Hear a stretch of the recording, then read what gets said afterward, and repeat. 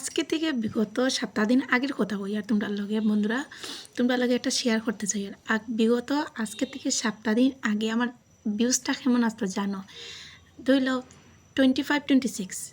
আর আজকের থেকে সপ্তাহ দিন হবে নিয়ম অনুযায়ী আমি ফেসবুকে কাজ করি।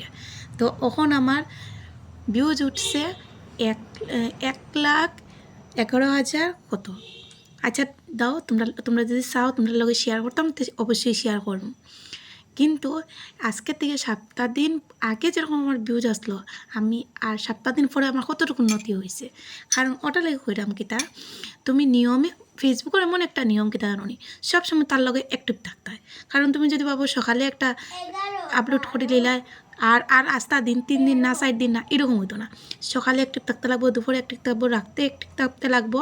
তাও ফেসবুকে কইছে না যে রাত্রেবেলা সারা রাত্রে তার লগে অ্যাক্টিভ থাকতে হয়, কিন্তু 9টা পর্যন্ত অবশ্যই তুমি রাত্রেবেলা তুমি অ্যাক্টিভ থাকতে লাগবো।